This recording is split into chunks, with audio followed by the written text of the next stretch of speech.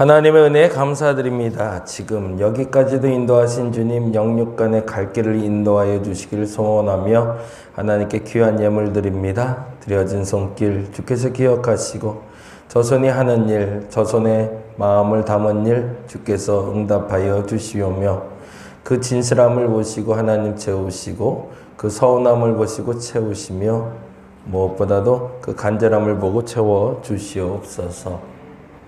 이곳에서 예배하며 하나님께 기도하기 원하는 이들이 모여 있습니다. 하나님, 저 간절함에 주께서 응답하여 주옵시고 저 소원함에 주께서 응답하여 주시며 하나님께 부르짖을 때 하나님 응답하시는 하나님임을 알게 하여 주시옵소서. 오늘도 당신 믿고 다시금 기도하며 한 걸음 전진해 보고자 합니다. 어제보다 분명히 나은 오늘을 살아갈 수 있도록 하시며 내일을 열 수 있는 오늘을 살아가게 하여 주시옵소서. 오늘도 감사합니다. 고마우신 예수님 이름으로 기도드렸습니다. 아멘, 아멘. 오늘은 에스겔 11장 말씀 같이 볼게요. 11장 7절에서 13절. 에스겔 11장 7절에서 13절.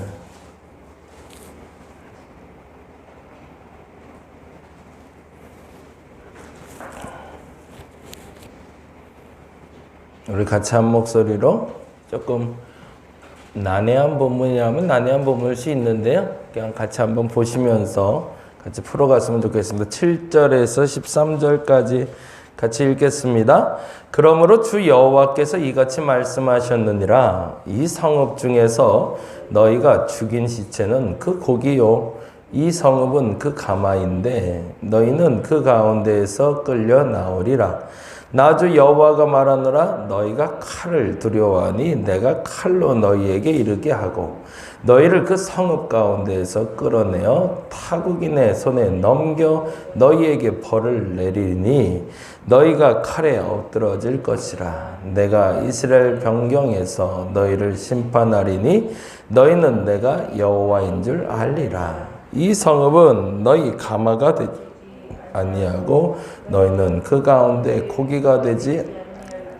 내가 너희를 이스라엘 변경에서 심판하리니 너희는 내가 여호와인 줄을 알리라. 너희가 내 율례를 행하지 아니하며 규례를 지키지 아니하고 너희 사방에 있는 이방인의 규례대로 행하였느니라 하셨다 하라. 이에 내가 예언할 때에 분하야의 아들 블라다가 죽기로 내가 엎드려 큰 소리로 부르짖어 이르되 오호라 주 여호와여 이스라엘의 남은 자를 다 멸절하고자 하시나이까 하니라. 아멘. 예, 조금 이제부터 예언이 시작되는데요. 그리고 그 예언에 대한 해석이 되는데 뭐 어려운 본문들이라면 어려운 본문이고 그냥 있는 그대로 보자면 조금 쉽게 이해가 될 것 같아서 그렇게 한번 읽어가 보도록 하겠습니다. 8장부터 11장까지 오늘 보는 날이고요. 에스겔의 장점은 정확한 날짜를 기입하고 있다라는 겁니다. 다른 예언자들과는 조금 차별화되는 건 시간의 순서에 맞게 본인이 언제 몇 월 며칠에 누구와 있을 때 혹은 몇 월 며칠에 이 환상을 보았고 등등으로 정확하게 그 날짜를 기록하고 있다는 거예요. 그래서 혹시 이제 기도하다가 그 깊이를 더하며 환상도 보시고 깨달음이 있는 분들에게 저도 요청드리는 거는 기록해 놓으라고 얘기하거든요. 왜냐하면 지금은 이해되지 않아도 나중에 내가 봤던 환상이나 내가 봤던 예언이나 그 은혜에 대해서 하나님이 어떻게 현실로 이끌어가는지를 알 수 있기 때문에 그렇습니다.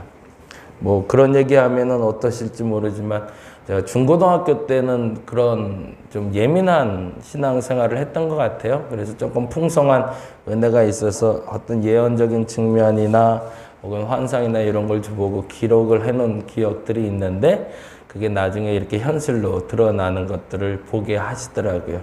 그리고 이제 그게 조금 이제 성숙해져서 2015년에 이제 개척하면서도 동일하게 하나님께. 근데 이제 방식이 조금 달라졌죠. 하나의 팁을 드리자면 중고등학교 때는 그냥 보여주는 걸 그대로 그렸어요. 환상이라면 환상을 그려놓고 뭔지 모르니까 예를 들면 사과를 보여주시면 사과. 근데 그 사과가 어떤 모양인지 뭐 상한 사과면 상한 사과 그려놓고 뭐 이런 식으로 환상을 그려놨다면 개척하고 나서는 이제 그래도 중고등학교 때부터는 좀 성숙했죠, 신앙이. 그래서 거기에 질문을 하나를 더 달았죠. 하나님 무슨 뜻입니까? 라던가 하나님 무엇입니까? 라고 질문을 토를 달아놓고 그 질문에 주시는 답까지도 같이 달아놨었어요. 그러면은 그때 당시는 지금 몰라도 나중에 그 일이 어떻게 될지를 나중에 보여주시더라고요. 혹여 기도가 이왕이면 그랬으면 좋겠습니다. 똑같이 우리가 신앙생활 하고 있잖아요. 모든 사람은 다 똑같이 신앙생활 하고 있는데 그냥 주저리 내 입에서 나오는 말만 하고 가는 기도가 있고, 그렇죠? 어떤 뭐 간구도 있고 요청사항도 있고 그리고 감사도 있고 그냥 내 입에서 나오는 기도를 하는 사람들이 있고 그 기도를 통해서 하나님의 음성을 듣는 사람들이 있는데 음성을 들을 때 환상이나 예언이나 혹은 특별한 은총으로 하나님이 응답하실 때가 있는데 그걸 잘 모를 때 여러분의 기록의 연습을 좀 해보시기 바랍니다. 그리고 그 과정을 조금 지나가고 나면 하나님이 그 예언과 환상과 그 음성에 대해서 분별할 수 있는 분별력을 주세요. 근데 이건 지속할 때 그걸 그냥 단타적으로 확 바꿔서 깨닫고 이렇게 되면 그거는 2단으로 갈 수도 있으니까 하나님이 철저하게 훈련시켜서 단련시켜 주십니다. 그래서 저는 15년부터 제 기도 노트 나중에 한번 버렸나 모르겠네. 네, 이사하면서 버려진 것 같은데. 항상 그렇게 해서 하나님 어떻게 할까요? 하나님 어떻게 할까요? 이렇게 시작을 했었어요. 그러면 이제 보여주시는 게 있으면 이런 일이 있겠구나 오늘. 올해 이런 일이 있겠구나. 그러면 정말 그런 일들이 하나님 그러니까 예비할 수 있도록 그리고 그런 강구로 했던 것들이 하나님 응답해 가는 과정들을 보게 됩니다. 그런 면에서 신앙은 좀 묘미가 있고 재미가 있죠. 그래서 그런 기도까지 들어갔으면 참 좋겠어요. 근데 그러려면 좀 시간을 좀 오래 쓰셔야 되고, 그리고 지속적으로 기도하셔야 되고요. 그러다 보면 그 기도의 깊이를 아주 재미나게 경험할 수 있습니다. 사실은 에스겔이나 예레미야나 이런 분들이 우리랑 성정이 다른 분들이 아니거든요. 정말로. 우리도 충분히 여기 경험할 수 있는 신앙의 모습입니다. 단지 이분들처럼 우리가 헌신하고 집중하지 않기 때문에 못 보는 것들이 많죠. 그런 얘기들 잠깐 좀 해보려고 합니다. 8장부터 볼까요? 오늘은 8장 1절부터 보는 날인데 8장에는 이렇게 해놓으시면 좋을 것 같아요. 사설이 좀 길었는데 빨리 가볼게요. 예루살렘의 영적 상태는 그래서 이제 그런 얘기 할 때가 재밌는데 나중에 한번 그런 얘기도 한번 해보도록 하겠습니다. 거기에 빠지면 딴 거 못하기 때문에 괜히 그 얘기는 많이 안 하는데요. 그 영적인 이야기들도 나중에 한번 다룰 수 있는 시간들이 있으면 좋겠습니다. 8장은 예루살렘의 영적 상태는 이렇게 해놓으시면 좋겠고요. 8장 1절에 보니 이렇게 돼 있죠. 같이 읽어볼까요? 8장 1절 여섯째 해 여섯째 달 초닷새 나는 집에 앉아 있었고 그렇죠. 시간과 장소까지 정확하게 기억하죠. 그러니까 에스겔이 이 기록이 에스겔에게 굉장히 중요한 의도를 가졌던 게 난 미친 게 아니야 라는 증언이기도 해요. 이 사람이 미쳐서 뭐 이상한 그냥 인분에다 밥 해 먹고 지난주에 그 얘기 했잖아요. 그리고 뭐 이쪽으로 누워서 360일 이쪽으로 360일 뭐 갑자기 벌거벗고 다니고 이런 거 대머리 만들고 이런 것들이 미쳐서 하는 행동이 아니라 나는 이성적으로 좀 명확해. 근데 하나님이 시키는 거야 라는 걸 증언하는 장면이기도 합니다. 멀쩡하게 나는 날짜 계산이 정확히 돼. 치매 어르신들한테 물어보잖아요. 숫자 계산하는 거 물어보고 손가락 이렇게 세보듯이 하는 것처럼 나는 지금 이성적으로 무슨 문제가 생긴 게 아니야. 하나님의 영의 소리를 들을 뿐이지. 그래서 그날의 기록을 정확하게 해놓습니다. 근데 아마도 그가 이제 어떤 사람이 됐는지를 기록하면서 보여주는 건데 다음 절에 이렇게 돼 있죠. 나는 집에 앉았고 그 다음에 뭐라고 돼 있죠? 유다의 장로들은 내 앞에 앉아 있었대요. 그건 무슨 일이죠? 질문하고 답하러 앉아 있는 거죠. 이미 이맘때 됐을 때 에스겔은 그들에게 소문난 예언자가 돼 있었던 거죠. 이미.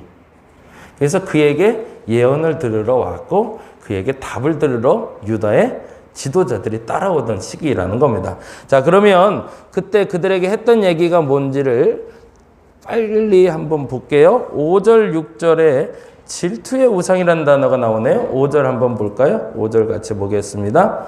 그가 내게 이르시되 인자야 너는 눈을 들어 북쪽을 바라보라 하시기로 내가 눈을 들어 북쪽을 바라보니 제단문 어기 북쪽에 뭐가 있었대요? 질투의 우상이 있었대요. 그 질투의 우상이 뭔지는 구체적으로는 설명할 필요 없습니다. 그 질투의 우상이 뭔지는 6절에 이렇게 설명하거든요. 그가 또 내게 이르시되 인자야 이스라엘 족속이 행하는 일을 보느냐 그들이 여기에서 크게 뭐 했대요? 가증한 일을 행했대요. 그게 첫 번째. 이스라엘 특히 예루살렘 성전에 대한 환상을 보면서 첫 번째 본 것이 질투의 우상이 있었고 거기서 가증한 일을 보았다. 그게 첫 번째. 두 번째는 7절로 넘어갑니다. 그래서 3절까지 연결되는데 10절 한번 보죠. 10절 같이 읽어봅니다. 내가 들어가 보니, 그럼 이제 예루살렘 성전 안으로 환상으로 들어간 겁니다. 이건 직접 들어간 건 아니고요. 환상으로 들어가 보니 뭐가 보였대요? 각양, 곤충과 가증한 짐승이 있었대요. 그런데 중요한 건 그 각양, 곤충과 가증한 짐승에게 11절에 이스라엘 족속의 장로들 70명이 분향하고 있더래요. 무슨 우상 숭배가 일어나고 있는 거죠. 아까 말한 대로 질투의 우상이 뭔지는 구체적으로는 설명할 필요 없어요. 우상이 예루살렘 중심에 섰고 그 우상에 가증한 일을 행하는 것들을 보는데 보느냐 그러면서 에스겔을 데리고 다니면서 보여주시는 거예요. 첫 번째는 각양 곤충과 가증한 짐승에게 예배하는 이스라엘 장로 70명, 지도자들의 타락을 보여주시는 거죠. 그리고 12절에 이렇게 얘기합니다. 또 내게 이르시되 인자야 이스라엘 장로들이 각각 그 우상에 방한 어둠 가운데 행하는 것을 내가 뭐라고 돼 있어요? 보았느냐. 거기다가 한 줄을 좀 쳐놓을게요. 환상으로 보고 있는 거기 때문에 그렇게 보여지냐고 묻고 계시죠. 그리고 묻고 답하고 계시고요. 그리고 두 번째 더 무서운 환상을 또 보게 되는데 14절에 보니 이렇게 돼 있죠. 그가 또 나를 데리고 여호와의 전으로 들어가는 북문에 이르기로 보니 이제 환상으로 계속 다니는 겁니다. 거기에 누가 있었대요? 여인들이 있었대요. 그러니까 처음에 각양 곤충과 가증한 짐승에게 우상 숭배하는 건 이스라엘 족속의 장로들이었다면 지금 여인들은 앉았는데 여인들은 뭐 하고 있대요? 담무스를 위해서 애곡했대요. 우상 중에 담무스를 섬기는 여인들을 보게 됐다는 거죠. 그리고 15절에 또 얘기하십니다. 그가 또 내게 이르되 인자야 그것을 보았느냐. 거기다 붙여놓게. 지금 제가 말씀드리는 것만 체크하고 일단 가시자고요. 왜냐하면 환상으로 본 것에 대해서 하나님이 뭐라 물으셨고 그리고 그것을 깨달은 걸 얘기하는 거기 때문에 그래요. 그리고 세 번째 16절에는 이렇게 되어 있습니다. 16절 그가 또 나를 데리고 여호와의 성전 안뜰에 들어가시니라. 보라 여호와의 성전문 곧 현관과 제단 사이에서 약 25명. 약 25명이라는 건 아주 정확한 표현이죠. 환상으로 봤는데 대략 25으로 보였다는 거예요. 정확히 개수되진 않았지만 대략적으로 25명이 있는데 그들이 뭘 하고 있대요? 여호와의 성전을 등지고 네, 그리고 낯을 동쪽으로 향하여 뭐 하고 있대요? 동쪽 태양에 예배하고 있더래요. 네. 이 모습을 통해서 얘기하고 싶었던 걸 결론적으로 17절에 별표 해놓고 보세요. 17절에 별표. 그리고 읽어봅니다. 또 내게 이르실 때 이제 내가 보았느냐. 거기다 줄쳐놓을게요. 이게 지금 하고 있는 게 뭔지 보이시죠? 환상을 보여주시고 네가 뭐 보고 있니? 라고 물으시는 거죠. 그러면 에스겔이 나 이거 봤어요 라고 하나님께 얘기 드리면 그것이 뭐다 라고 하나님 이렇게 표현하십니다. 유다 족속이 여기에서 행한 가증한 일들이다 라고 정리하고 있는 거예요. 그러니까 지난번에 말씀대로 본 것, 들은 것, 깨달은 거라고 그랬잖아요. 본 거는 우상 숭배하는 것들을 보고 있죠. 그렇죠? 들은 건 너 뭘 보고 있니? 라고 물어보셨단 말이에요. 그냥 그거에 대해서 대답하자 깨달은 건 뭐예요? 이스라엘이 타락했다. 가증한 일을 행하고 있다. 이 사실을 환상을 통해서 알려주고 있는 사건이 8장 얘기인 거죠. 그러니까 유다 장로들이 그 에스겔을 찾아왔을 때 찾아온 유다 장로들에게 지금 에스겔이 예루살렘 성전이 지금 멀쩡한 것처럼 보이지만 그 안에가 썩고 있다는 얘기를 다음과 같이 들려주고 있었던 겁니다. 그게 이 8장에서 얘기를 하면 이제 9장부터는 좀 빨리 갈 수 있어요. 9장에는 그래도 살아남은 사람들이 있더라는 거죠. 그들 중에 그래도 우상숭배 안 하는 사람들이 있어. 그게 4절이에요. 같이 한번 읽어봅니다. 여호와께서 이르시되 너는 예루살렘 성읍 중에 순행하여 그 가운데 생하는 모든 가증한 일로 말미암아 뭐 한대요? 탄식하며 우는 자 거기다 줄쳐놓을게요. 그런 사람이 돼야겠죠. 세상을 바꾸진 못해도 세상이 잘못되는 걸 보고 탄식하고 우는 자들이 있더라. 그들을 하나님이 기억하시더라는 겁니다. 그들이 여러분이 되어주시기를 간절히 바랍니다. 다 타락했다고 말해요. 다 망가졌다고 말해요. 그런데 참 감사한 건 세상을 바꿀 수는 없어도 그 세상이 잘못되는 걸 보고 탄식하며 우는 자들을 하나님이 기억하신다는 겁니다. 그러면 그들을 통해서 하나님은 계획을 만들어 가시겠죠.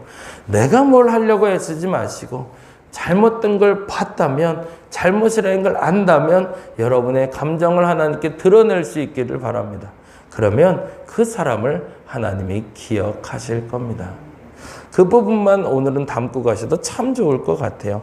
그리고 10장은, 그래서 9장은 이마에 표를 받은 사람은 이렇게 해놓으시면 좋고요. 질문은 이마에 표를 받은 사람은 이렇게 하시면 좋을 것 같아요. 그래서 가증한 일로 말미암아 탄식하고 우는 자들에게 이마에 표를 그리라고 이야기합니다. 하나님이 기억하셨다는 얘기죠.